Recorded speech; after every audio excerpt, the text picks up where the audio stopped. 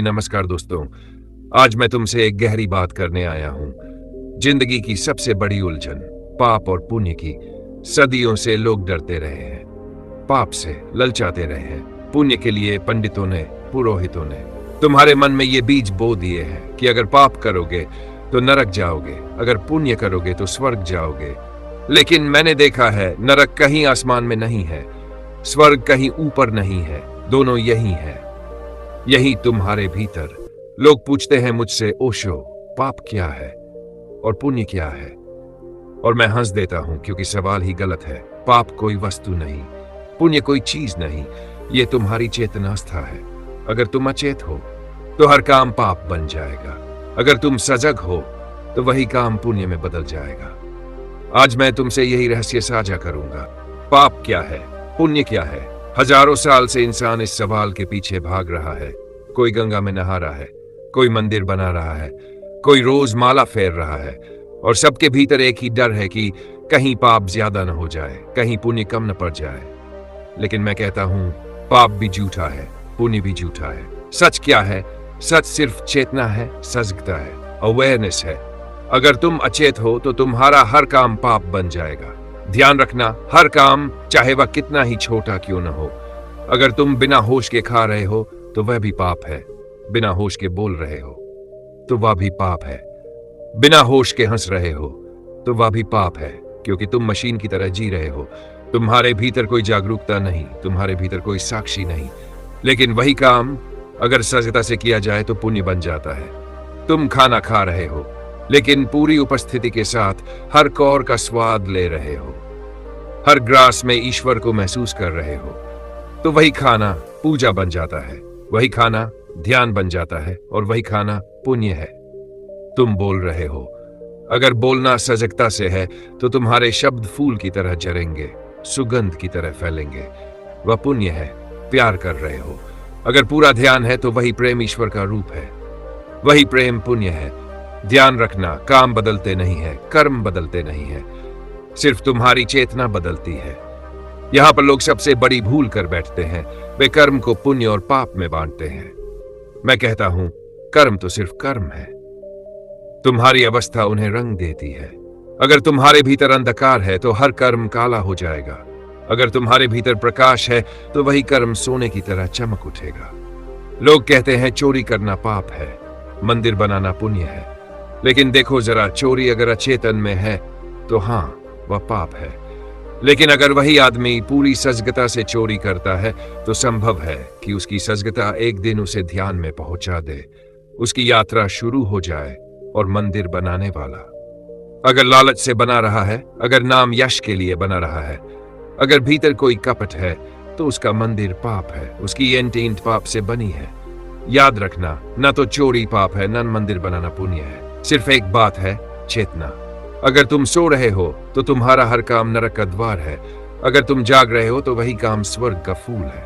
लोग कहते हैं अमीर आदमी पापी है, गरीब आदमी पुण्यात्मा है। सदियों से यह धारणा बनी हुई है कि जिसके पास धन है वह जरूर भ्रष्ट है, और जिसके पास कुछ नहीं वह मासूम है। लेकिन मैं कहता हूं, यह भी एक बड़ा भ्रम है। ध्यान से देखो, गरीबी ने किसी को पुण्यवान नहीं बनाया, और अमीरी ने किसी को पापी नहीं बनाया। अमीर भी अचेत हो सकता है, गरीब भी अचेत हो सकता है। अमीर अगर अचेत है तो उसका धन पाप का साधन बन जाएगा, वह धन शोषण में लगेगा, वह धन हिंसा में लगेगा, वह धन दूसरों के दुख का कारण बनेगा। लेकिन वही अमीर अगर सजग है तो वही धन करुणा में बदल सकता है, वही धन अन्न क्षेत्र बना सकता है, वही धन ध्यान केंद्र बना सकता है। और गरीब अगर अचेत है तो उसकी गरीबी भी पाप है, क्योंकि वह हिंसा करेगा, वह चोरी करेगा, वह झूठ बोलेगा, वह छल करेगा। उसकी गरीबी उसे सजग नहीं बनाती, बल्कि और अंधेरे में धकेल देती है। और अगर वही गरीब सजग है तो वह बिना कुछ किए भी पुण्यवान है, उसकी सजगता ही पुण्य है। समझ लो, पाप और पुण्य का निर्धारण धन से नहीं होता, गरीबी से नहीं होता, बल्कि तुम्हारे होश से होता है, तुम्हारी चेतना से होता है। अब सोचो, रूस जैसे देश ने 20 करोड़ लोगों को नास्तिक घोषित कर दिया।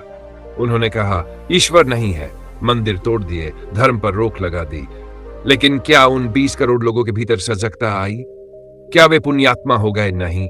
वही हिंसा, वही झूठ, वही पाखंड जैसे पहले था वैसा ही रहा। क्यों?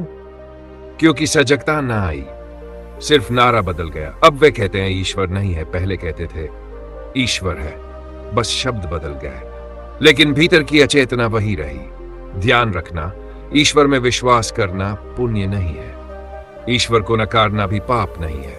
पुण्य और पाप तो तुम्हारी जागरूकता पर टिका है।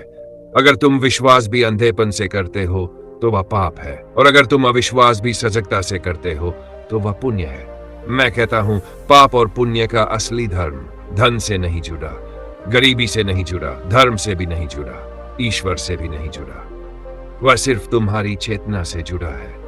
अगर तुम आंख बंद करके जी रहे हो तो पाप ही पाप है, अगर तुम आंख खोलकर जी रहे हो तो वही जीवन पुण्य है। लोग पूछते हैं पाप से कैसे बचें, पुण्य कैसे कमाएं?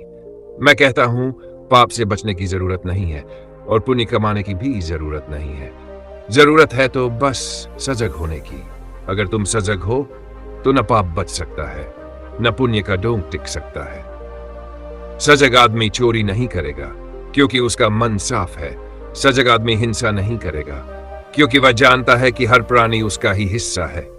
सजग आदमी धन का दुरुपयोग नहीं करेगा क्योंकि उसे पता है कि हर चीज अस्थायी है, और यही सजगता अपने आप में पुण्य है। ध्यान रखो, पाप पुण्य का हिसाब किताब बाहर नहीं लिखा जा रहा। कोई भगवान तुम्हारे ऊपर खाता बही नहीं रख रहा कि तुमने इतने पाप किए, इतने पुण्य किए। सारा खेल तुम्हारे भीतर चल रहा है। अगर तुम अचेत हो तो तुम्हारे चारों तरफ अंधेरा है। भले ही लोग तुम्हें संत कहें या मंदिर में बैठा दे, अंदर तो अंधेरा ही रहेगा। अगर तुम सजग हो तो तुम्हारे चारों तरफ रोशनी है। भले ही लोग तुम्हें पापी कहें, भले ही तुमको गरीब समझे, पर तुम्हारे भीतर प्रकाश होगा। इसलिए गरीबी अमीरी को छोड़ दो, धर्म अधर्म को छोड़ दो, पाप पुण्य की बहस को छोड़ दो। बस एक ही चीज पकड़ो, सजगता। जब भी कुछ करो, देख कर करो, जाग कर करो, होश से करो। याद रखना, होश में किया गया छोटा सा काम भी पुण्य है और बेहोशी में किया गया बड़ा से बड़ा काम भी पाप है। ये सारी बातें मैं तुम्हें इसलिए कह रहा हूं क्योंकि जिंदगी कोई बोझ नहीं है, जिंदगी कोई परीक्षा नहीं है, जिंदगी कोई पाप पुण्य का हिसाब किताब नहीं है। जिंदगी बस एक उत्सव है, एक जश्न है, और ये जश्न तभी खिलता है जब तुम सजग हो जाते हो। होश ही धर्म है, बेहोशी ही अधर्म है। याद रखना, अगर तुम्हारे भीतर रोशनी है तो कोई अंधेरा टिक नहीं सकता। अगर तुम्हारे भीतर प्रेम है तो कोई हिंसा पास नहीं आ सकती। अगर तुम्हारे भीतर करुणा है तो कोई पाप तुम्हें छू भी नहीं सकता। अब ये बातें तुम पर है, तुम सुनकर भूल सकते हो या इन्हें अपने जीवन में उतार सकते हो। अगर ये बात तुम्हारे दिल को छू गई हो, अगर लगा हो कि इसमें तुम्हारे जीवन के लिए भी कुछ है, तो इसे दूसरों तक भी पहुंचाओ, जैसे दीपक से दीपक जलता है।